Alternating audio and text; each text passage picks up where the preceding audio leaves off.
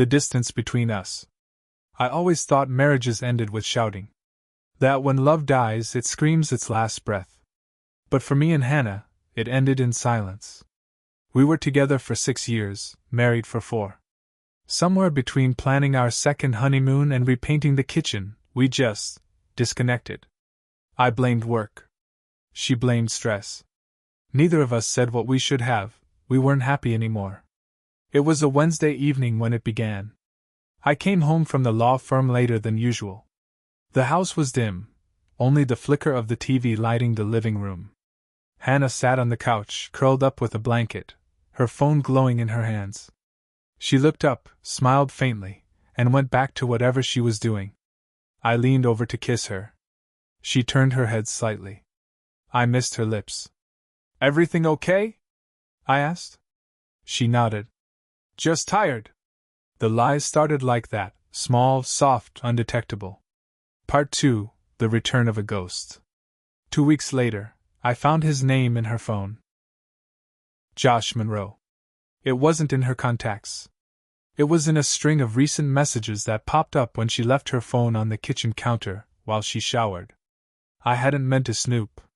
But the preview on the screen read, "You looked amazing last night." My heart dropped. I tapped. Opened. Scrolled. "Can't stop thinking about you.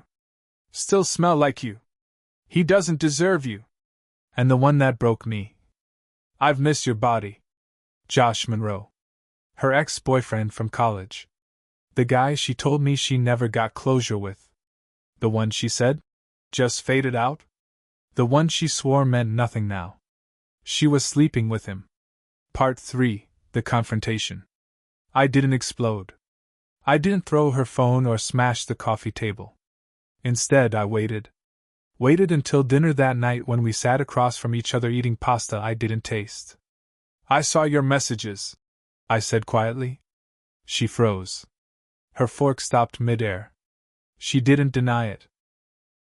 Her eyes welled up, and her mouth opened, but she couldn't speak. I stood and dropped her phone on the table. "How long?" She didn't answer at first. Then softly, "A month." "A month?" I repeated. "You've been sneaking around with him for a month?" She nodded, crying now. "It didn't start like that. I ran into him at a coffee shop. We just talked and then—" "You slept with him." She broke down. "I didn't plan to. I don't even know what I'm doing." I stared at her, this woman I built a life with, this person I thought I knew. Part 4, The Truth. Over the next few days, we didn't speak much. She stayed in the guest room. I stayed late at the office. On Friday, she sat across from me with a folded letter in her hand. "I wrote this," she said, sliding it over.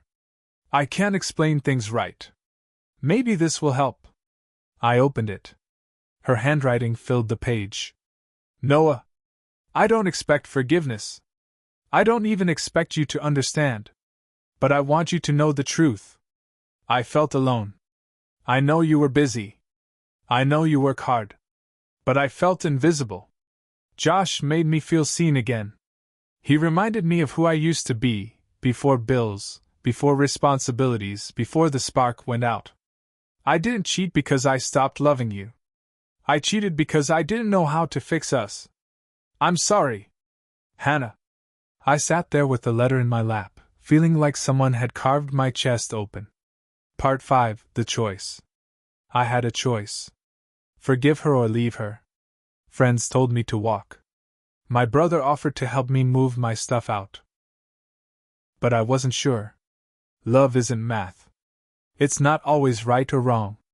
Sometimes it's just pain. She didn't move out. Not right away. We went to counseling. We tried to rebuild.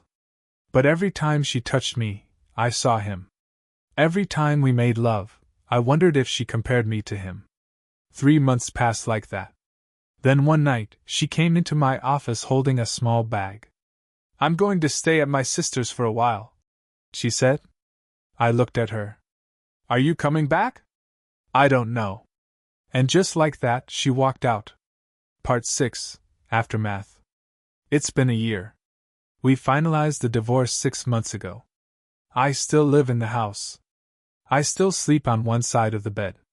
Hannah never came back. I heard from a friend that she moved in with Josh. Maybe they're happy. Maybe they're not. I don't check. I deleted her number. I packed away our wedding photos.